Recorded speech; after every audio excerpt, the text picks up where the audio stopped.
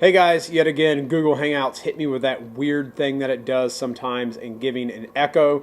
So just so you know, some of the questions will sound out of place. That's only because I had to re-record them because it would have made the show really unprofessional. You'll hear it later on, and I apologize for it being there, but the conversation with Jen was amazing, and I just had to keep a little bit of it in just to get across some of the great points that we were both sharing. I hope you enjoy the show, and with no further ado, enjoy Jen Sinkler.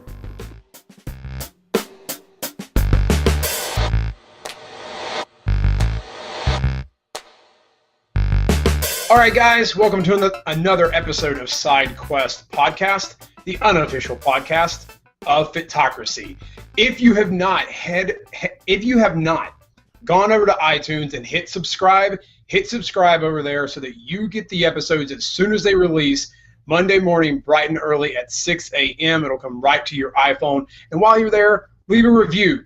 That's the way that we move up the charts so that more people can hear the amazing guests that I have on the show each week. As well, head over to Facebook. You can like us there at SideQuest Podcast. You can also follow me on Twitter at SideQuestFM and on Instagram as well at SideQuestFM. And if you just want to listen on the website, head over to SideQuestFitness.com/podcast, and you can listen to every episode there. And while you're there, feel free to peruse the articles that I have up and enjoy all the geeky things that I compare fitness to. But anyways, I have a great guest for you today. She is a writer and has been a writer in the fitness industry for years. She's contributed to magazines like Shape, Men's Health, Women's Health, Experience Life, and many, many, many more.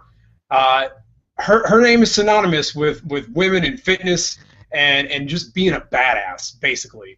But I will, with no further ado, I will welcome to the show the one and the only, the amazing Jen Sinkler. Jen, welcome to the show.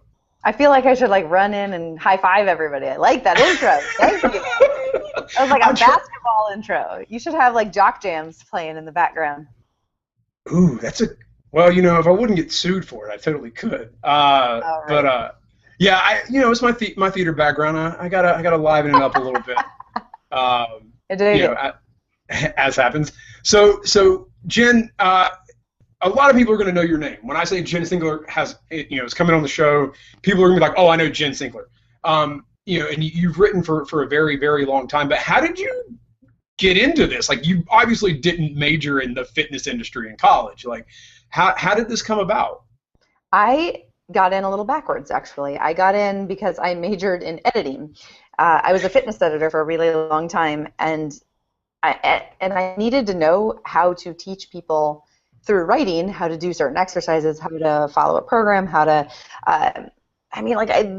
it's so much different coming from an athletic background and trying to learn to do exercise than to try to teach somebody else. And so I was finding that when I got my job at Experience Life, so I used to be the fitness boss around there. I was the editorial director of fitness content, but that's a little less pithy than fitness boss. So I needed to be able to both come up with article ideas, assign articles to fitness writers, and then edit them in a way that made sense. And what I was finding was if the writer was a little off base, I didn't necessarily know more than they did on the topic, and so I needed to know more than my writers. Right. And I'd always been a jock. I'd always played sports. I was on the U.S. Rugby team for a really long time, but I didn't coach other people, and the vast majority of the people that I hung out with and worked out with were at a greater level of fitness than the people I was trying to talk to in the magazine. And as a writer, your number one rule is know your audience. Right. And I wasn't able to talk to that audience very well at first. I was deep into athletic training in my story ideas rather than say here's learn how to squat. Right. So I needed to sort of break it down. So I started going to tons and tons of events, Perform Better and I feel like I've been to about every single thing, specific workshops and as well as the big industry shows. And then I started getting certifications. I think my first one was kettlebell athletics, or was it sandbags? It was ultimate sandbags, I think, maybe. And then I just went on from there. I ended up getting my RKC 1 and my RKC 2. My Omelet certification is a more recent one. USAW CrossFit, what else? Like, I mean, I'm actually blanking on how many I went to because I wanted to know about everything because I wanted to be able to assign a story on just about everything. Right, right. I think I'm kind of guilty of that too. I spend too much time reading and trying to look at like there's so many certifications out there. Yeah. And I want to do them all as well. And my wife is like, you need to slow down, just one at a time. Take your time. I know, and it's, you know, I used them as it was really nice then because, you know, the magazine would send me to these events, you know, and so it was on the work dime, and I was learning a whole bunch of stuff that was really useful for the magazine. Yeah. So it was very permissible at that time to go to absolutely anything and everything, and I still love to learn about just about anything, but I have definitely slowed my roll as well and gone down a few more specific paths for longer periods of time since then. Okay.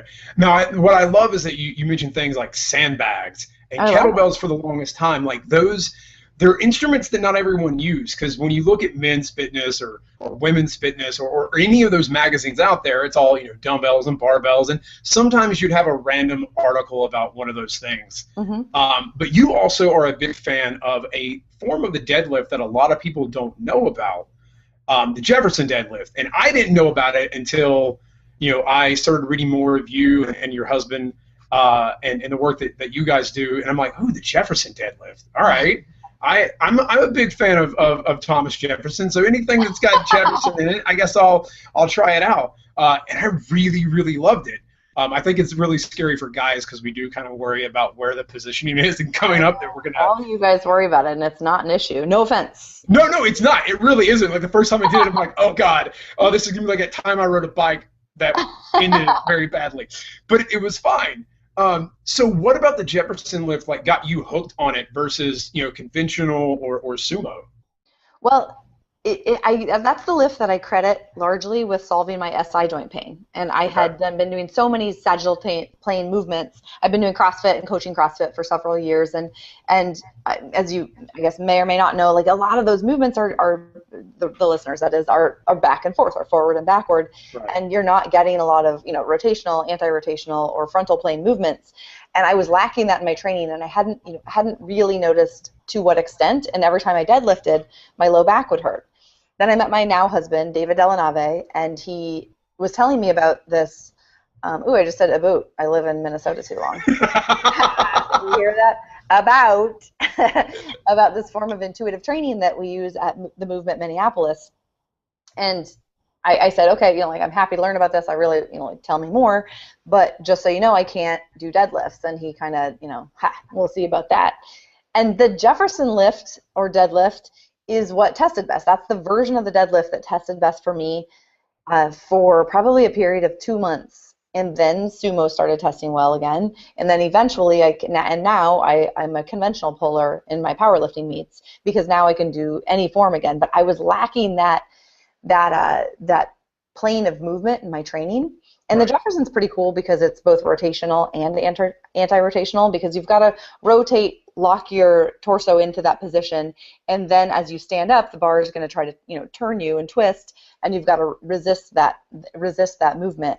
So it's a great lift for a lot of reasons. Our physical therapist, Erica Mundinger, who works out of Movement Minneapolis, loves that lift too for SI joint pain, and I didn't really realize that there was. I guess I didn't realize that there was a reason that it gets a lot of people out of pain. Like we kind of experience that with our gym members, but I couldn't have told you the biomechanics behind it until she explained, like, okay, those sagittal plane movements overuse, you know, certain musculatures or certain musculature and compress our SI joint pain, or compress our SI joint. Can you tell I've had too much coffee? It's all right. I had a couple cups before this, so I'm I'm gonna calm down any second.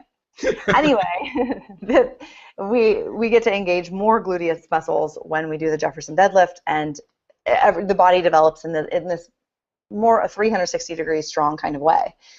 So I just followed my body. I was just following my body, and it was saying do the Jefferson deadlift, so I did. And it's a more upright. Your torso's in a more upright position than a lot of deadlift variations, and some people call it the Jefferson lift because it is kind of a cousin, or kind of a hybrid between the squat and the deadlift. You've got that upright torso like you do have in a squat. So it's not like you're bending necessarily over the bar. You're standing over the bar, straddling the bar with the bar between your legs and standing up with it right in the middle of your center of gravity. So for those with low back pain, it can be a better option. It's also just, it's also blows up your quads in the most delightful way. Oh man, I don't need to do that. I'm back to squatting 3 times a week, and if I can't fit into any more pants, my wife is just gonna just shake her head even further because I'm down to 1 pair of jeans, and she's like, "You gotta stop." I think Kai Green is a big fan of the Jefferson too. Oh really? Okay. Yeah, I liked it because it kind of gave me. I felt that my core, my abs were a little more engaged. Oh yes. And you really feel it like in a conventional or a sumo. And I've recently had to switch back to sumo only because I have a really bad problem of like after a couple sets of conventional letting my lower back round a little too much and I get a little lazy. But with sumo, that doesn't happen. Yep. But I might have to use the Jefferson a little more too before I get back into. Like you might want to. You want to? I might have to. I'll test it tomorrow and see how it feels. Okay, that sounds great. I want to hear how that goes. Will do. So lift weights faster too. So this is the program that you put out a few months ago, and I know you're putting out a special on it here for the summer. Yes. But what attracted you to this type of training versus say like a strict strength training type program? Well, when I happened, so I mean, really, I didn't invent this type of training by any means. It's metabolic resistance training. It's circuit training. It's that sort of hard and fast circuits that you don't spend all day in the gym. That was a big appeal for me at the time. At the time I started training like this, I was training under Jason C. Brown in the Philadelphia area, and I was training for rugby, and I had the mid-2000s were kind of rough for me because I wasn't sticking to my program, and I'm sure we'll talk about that later. I was not sticking to my program, and I had found his gym, and I fell in love with fitness genuinely for the very first time. Like I had, kind of crutched along through it, and you did it because I had to do it, but I didn't love it until I found this manner of training. And I was training for rugby, and I wanted to remake the U.S. team because I had taken a couple years off. And I needed to build and maintain, a large work capacity. Like you need that for rugby. You're all over the field. And so we did circuit training workouts, plus I did sprint workouts, and it got me so fast and fit for rugby. It got me as fast as I'd ever been, which was like 8 years prior. Like I had, clocked in at I think a 5 flat 40. I guess it was like around 2002 or 3, and then by the time 2008 rolled around, when I was starting to train like this, I got back down to a 5 flat. And they say that it wasn't CrossFit, but they say like, oh, you can't do sport-specific training for CrossFit or while doing CrossFit. But my experience was really, really positive with that type of training, and specifically for sports performance. And it's just a really fast way to get super duper fit.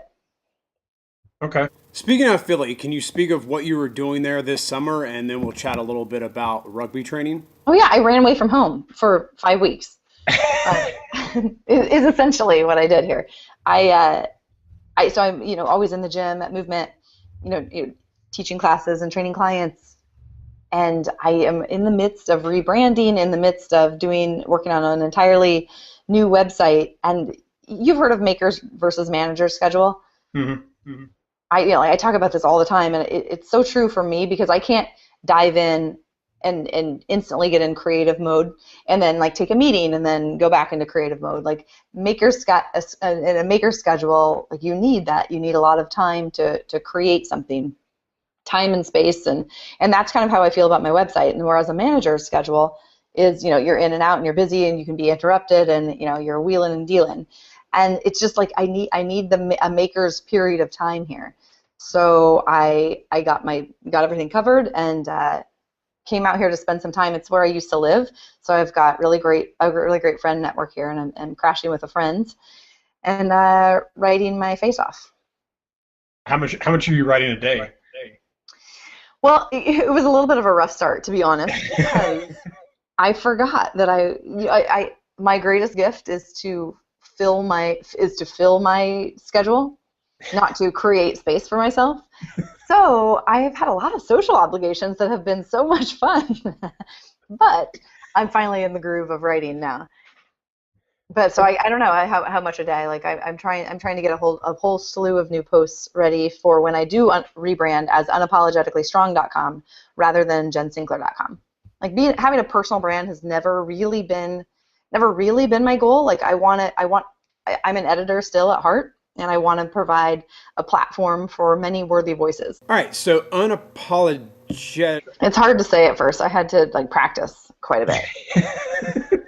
That's always the mark of a good brand, when you have to say the name 5 times before you get it right? All right, so unapologetically strong. How do you coach that philosophy into your clients? And has that bled into other aspects of your life where you refuse to apologize per the social standard? I find this a lot with my women clientele. Most often, like, they'll come in and they apologize for everything, for things that aren't their fault, for not being able to lift something or not be able. It's ingrained, I think, early on that we have to downplay our strengths, and you hear women all the time, like, not being able to take a compliment, right? Like, no, this old thing, or some version of that. And I really believe that we need to, so I try to positively reinforce like certain actions and behaviors and words that I guess for as far as society standards, it might sound like bragging, but it's really like more so the absence of this like default of downplaying our abilities, because that is very unusual. Like that absence of the automatic denial of ability is odd. It's odd at first, and it takes some getting used to. So we first work on like just accepting compliments, like, oh, like, just take the compliment and say thank you. Like that can be a huge step for a lot of people. And then we sort of work into celebrating our own successes, and I love that I am building a community where people are not afraid to say, like, yeah, I'm strong. Like, it's not bragging, it's a fact, and it's also like, it's relative. It's strong for you. It's whatever fill in the good the good quality is for you. Like, and it's okay to have that sort of positive relationship with yourself. In fact, it's desirable. Like, that's what we're going for. I think everybody ends up happier. Well, and I don't want it to ever become like a bullying situation where it's like, no, like, really take the compliment. But it's like, right. What happens if you do? Like, what, it's interesting once we start unpacking the reasons that we won't accept compliments. And it's fun to watch that transition of into confidence, into more confidence, because right. Once you start examining it, you're like, oh no, I guess, like, I do deserve this. I did a good job here. Like, I am stronger than I was. Like, all of it is worth celebrating, and your life gets better. I think that's like the big part about strength in general. Like, your whole life gets better as you get stronger very often, and it has nothing to do with physical strength. Not really, not at the root of it. It has much more to do with this sort of personality transformation. Like, abilities transform entirely. They expand, and it's just really beautiful to watch. So what drives your ambition and passion? I love seeing the effect that, like, learning to love exercise has on people. Like, it's such a game changer. It's such a life changer, really. Like, it stems from, like, my own experience with fitness. Like, I didn't really like what I was doing, and I didn't experiment enough earlier on to figure out what I did really love. And so I am super passionate about teaching people skills that they didn't have before, and then, like, watching them take and run with it. Like, specifically lifting skills, like, that's sort of like my little niche. Yeah. And then helping make fitness more of a foregone conclusion in their lives, whereas before it starts out as this, like, I have to do this, or I'm supposed to do this, rather than, like, I get to do this and I want to do this. I like that drives me every single day. Like, what can we find and learn that we think about in an entirely new way? Like, that becomes such a part of your life that you get that you want to do it.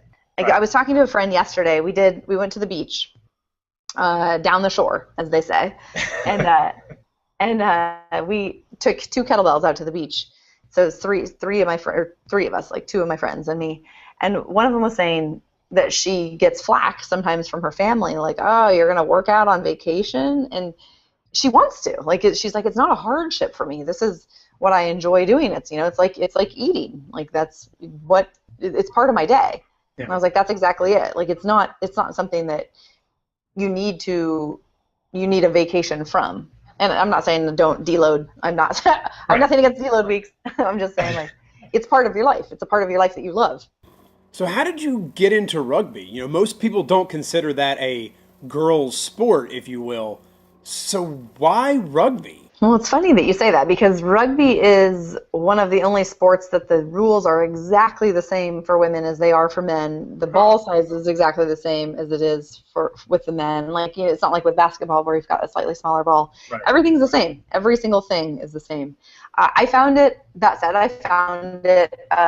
sort of on a date in college. This guy was like, you want to come see me play rugby? And so I went, and I was like, oh, I got to play this. Because I was always the one who fouled out in basketball. I was always like a little more aggressive than your average sports, you know, encouraged. And I saw it, and I was like, this is my sport. I just didn't know it yet. And so I played it, I found it my sophomore year in college, and I played it for the next 13 years. And loved every second. It changed my life. I didn't have a passport before rugby, and within 2 years I'd made the junior national team, the U23 team, and, you know, got my first passport and went to Scotland, Wales, and England, and it changed my whole life. And what's really, really amazing about rugby is that it's so body positive. There is a role and a position for just about every body type. There is, like, I mean, and so it's given me this really healthy relationship with my body. And I already, you know, I wasn't, my goal is to, like, spread that sort of, like, rugby love for, you know, oneself and one's body type and, like, one's abilities, you know, on a wider stage. Like, but really, like, rugby is the root of that. So, sorry, that was like, that was my love note to rugby. It's my favorite thing. As far as training for rugby, you need a lot of both rotation and anti-rotation, because you've got people trying to tackle you, or right. You're trying to tackle people.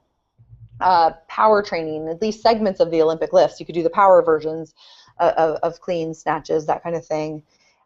Endurance and stamina do play a role. Like, cardio fitness does play a piece, because some positions you might run upwards of like 7 or 8 miles in a single game.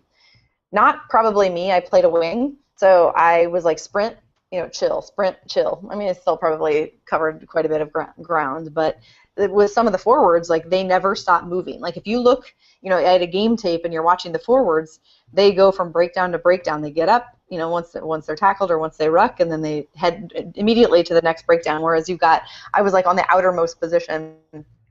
You got me like chilling out there until it's time to go fast, and then I get to chill again for a little bit. I mean, you find your own work, but it's a little bit like a different game for everybody. So the training is going to be reflective of that. Like, we had different programs for different positions.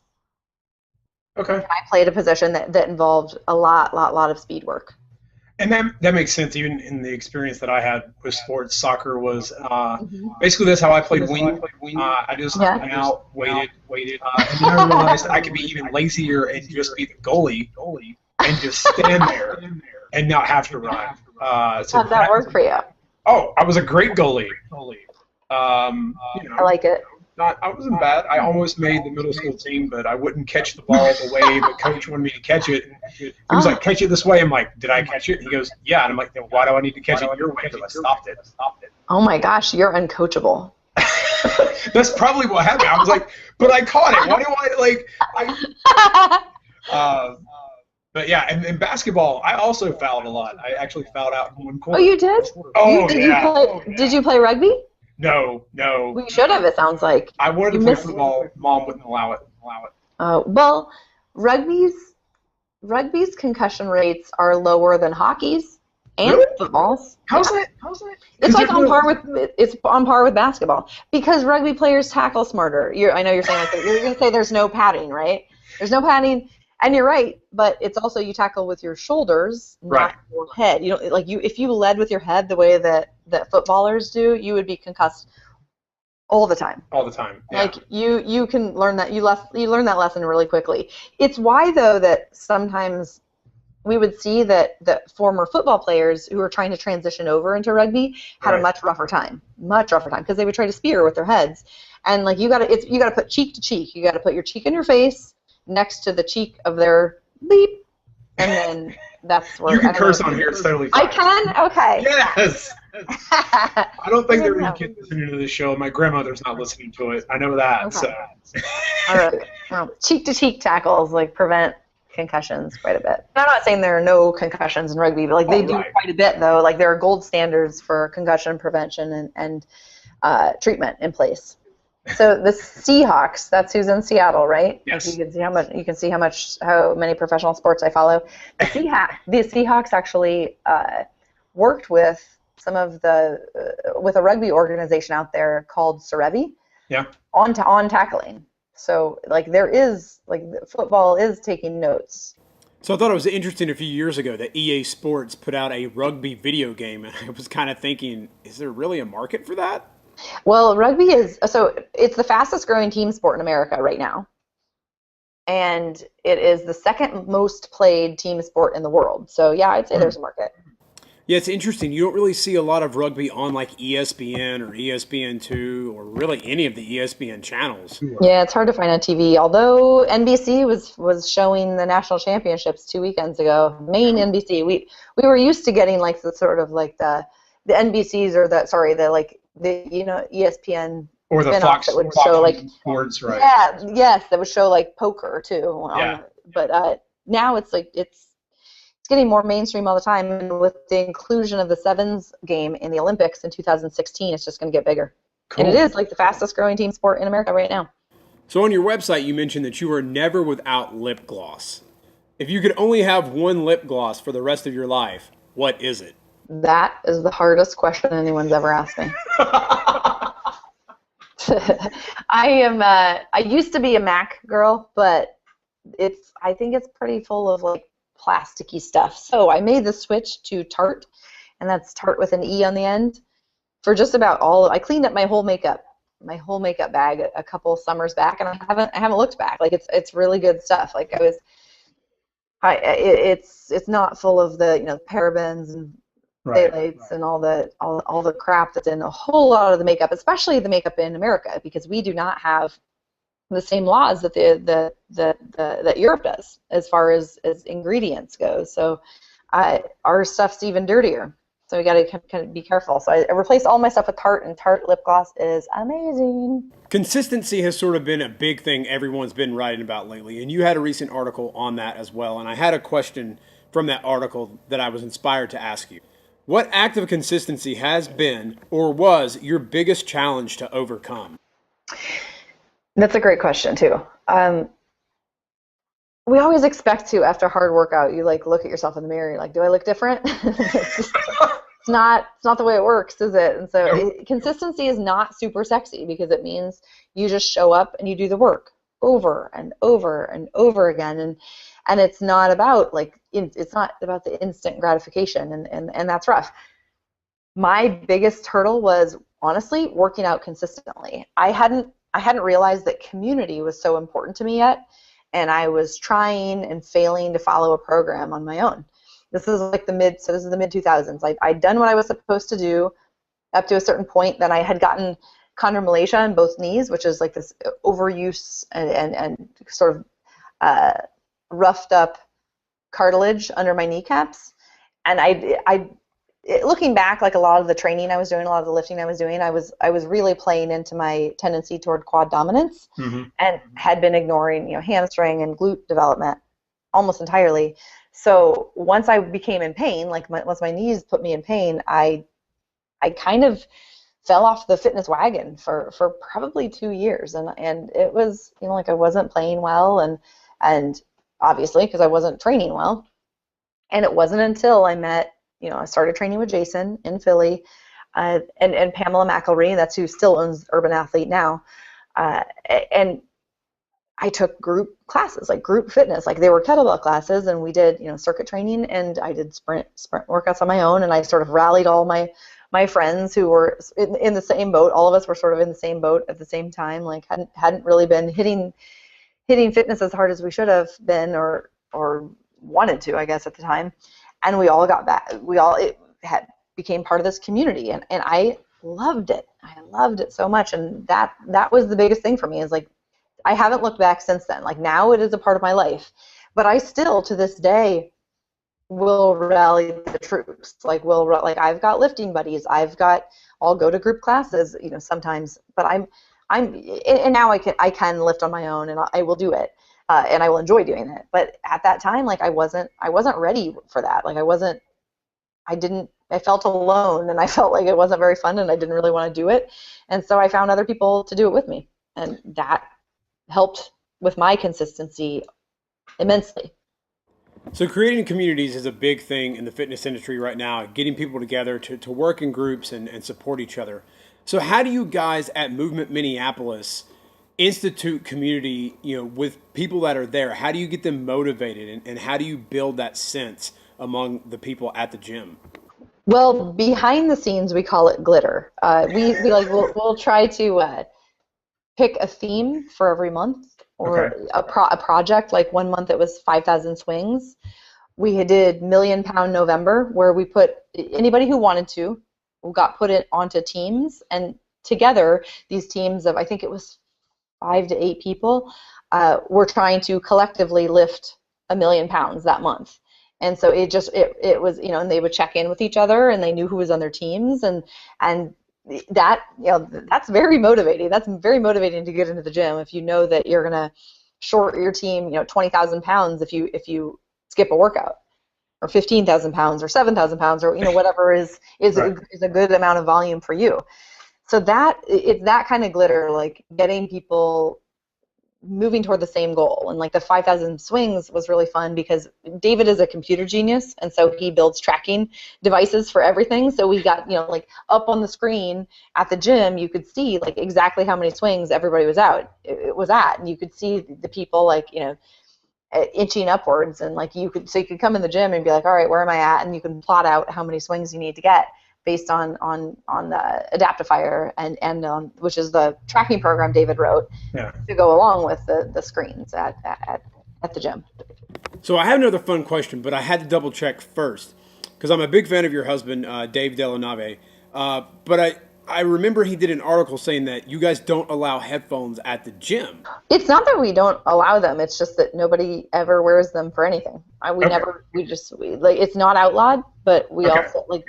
Our members love each other, which is awesome. Like they have their people, like they know who's going to be at what classes, and we don't say like stop talking. You know what I mean? Like we don't like let's use fitness as a social endeavor, because that's again like it's something that makes fitness stickier. Like we're all working hard, but that doesn't mean that you can't have fun together, right? Right. So when you are in the gym and you've got some headphones in, what guilty pleasure track do you listen to that you would shamefully admit to others is on your workout mix? Well, people seem to think I should be ashamed of listening to Heart Radio on Pandora, but I'm not. No, because Heart's amazing. Not. Heart is amazing, and on that station is like Pat Benatar and all sorts of good things. I love late nights at the gym, either by myself or like with lifting buddies, where we can like dim the lights and put on Heart Radio and make the gym a little bit romantic. It's lovely. Blast that. My women's only class will kind of groan. Like I can't do Heart Radio always with them because some of them didn't like 80s music as much as as much as any normal person would. So you love to cook, and you have a great cookbook out there on your website as well. But I gotta ask, what is the best breakfast you have ever made? I am so good at breakfast. Like David's actually better. He's a better cook than me for every other meal, but breakfast is mine. And so I make him call me the breakfast master. And I've been making my temporary Philly roommate call me the breakfast master when I make breakfast for her. It's really, I should probably calm down a little bit. Anyway, we had Max Shank staying with us a couple years ago now, and he was bragging about how good his breakfasts are. And so we decided to have a breakfast off. And I think, what did he make? He made something that I can't even remember. Okay, that's how good it was. Just kidding, it was really good. And then, shots fired. I know. Just kidding. He's really good at breakfast. Anyway, my go-to is a soft scramble with a ton of veggies, broccoli, asparagus, cooked in coconut oil. You got to have bacon in there, and then you put goat cheese on top after you scoop it out of the pan, so it gets a little bit melty right on top. You don't want it too melty, so you can't put it in too early. And probably a side of full-fat yogurt. Greek Gods brand is the best. And then you put honey on top, raspberries, blackberries, and then David makes kombucha. So some of his homemade kombucha to drink. That is a breakfast. I'm hungry now. I know. I want to go eat that. That sounds amazing. I would totally make that. It's got to be a soft scramble, though. You can't overcook the eggs. What's your stance on omelets versus scrambles? Well, considering every time I make an omelet, it turns into a scramble, I might as well eat scrambles. I just think they taste better. But see, I love omelets because omelets are egg tacos, and I love tacos. I like your reasoning. I like it. I But mean, you can't. Yeah, I don't know. I think that the omelet is overrated. I know that it's more difficult to execute, but I think the scramble is superior. So crepes are more difficult. Okay, fair. Yes. That never works out. No, I've never even attempted a crepe, to be honest. If you could have dinner with one person in history, who would it be? This question only has one answer, in my opinion, and that's Winston Churchill. He is the most quotable man in history. Okay. Interesting. I like that one. Who was yours? No one's asked me that one yet. I don't know. I'm kind of torn. I don't know if I would choose someone like Genghis Khan or maybe like Marcus Aurelius. Oh, yeah, that would be a good choice. Or do I go even further back and do someone, sort of like Aristotle, the man responsible for spurring, thought in most of the Western world? Oh my God, these are exceptional choices. And how are you going to choose?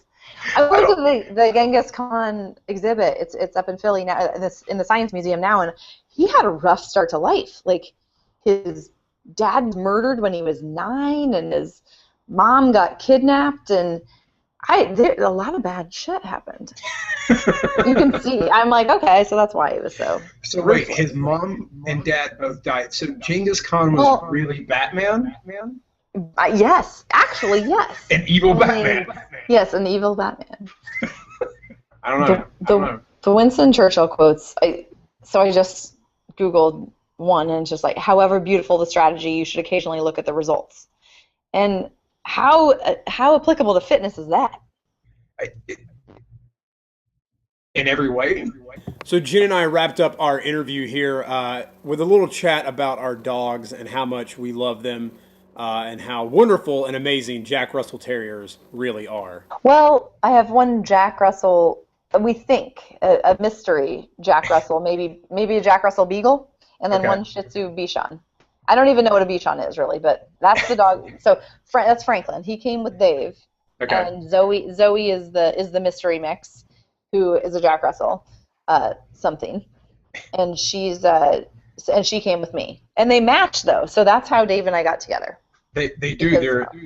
They're very cute, and every time I see them on Instagram, it makes me miss my pup a little more. But he's just about half an hour away. Okay. I was like, oh no. Well, when New York City is not a place to have a dog. No. And then Richmond. And then Richmond was, one place allowed it, the other place didn't. So. Oh, okay. I'm looking forward to getting him back. Oh, I bet. How old and what kind? He's a full-blooded Russell Terrier. So the difference between Russells and Jacks are that Jacks have longer legs to their bodies, whereas the Russells have proportionate short legs to the length of their body. Okay. He'll be 10 in April. But luckily their lifespan actually is like 15 to 18, so I've got a good yep. Few more years. Yeah, Zoe will be 8 in late July, and she acts like a puppy. She's so smart. I love it. Yeah, do you ever notice sometimes they act like they're really dumb, but they're trying to trick you, and you're like, no, I'm on to you. Yeah. Zoe and I have full-fledged conversations. Like, she's like, I am full-on crazy dog lady, because we'll be walking down the street, and I realize this just lately because like I'm back in city life, like back in Philadelphia, And like we're walking down the street and I'm talking to her and I was like, I look insane, which is fine by me. I don't care. Like I know she understands me though. I think she has the vocabulary of like a preschooler. I don't know what mine would have. I don't even know. He's just too rambunctious and all over the place. Oh, really? See, Zozo's got a calmer energy, so I don't know what she's mixed with. I think maybe Beagle, but she doesn't howl either. But she's kind of chill. Interesting. Yeah, the Jacks looks like a Jack Russell, acts like, I don't know. What's the calmest dog you know? Jen, I've had an amazing time on the show. If more people want to know more about you, where can they find you online? Where can they pick up Lift Weights Faster 2? And when can we expect the relaunch of your site? That's a great question. Right now I'm going to be at jensinkler.com, and honestly that will continue to forward on to Unapologetically Strong when the time comes. So jensinkler.com is good for me. That's for my blog and for my shop. I sell a lot of shirts, including What Do You Do for Cardio? I Lift Weights Faster. And then if they want the program Lift Weights Faster, that's at liftweightsfaster.com. And thank you so much for having me on. I had a really good time too. Guys, please go check out Jen Sinkler over at jensinkler.com. She has a lot of great articles, a lot of great products out there as well, and is one of the best coaches in the industry. I apologize again for the technical difficulties, but sometimes Google Hangouts just get a little glitchy. Thank you guys for listening. I hope you enjoyed it. And please, again, go check out jensinkler.com and pick up Lift Weights Faster 2 at liftweightsfaster.com.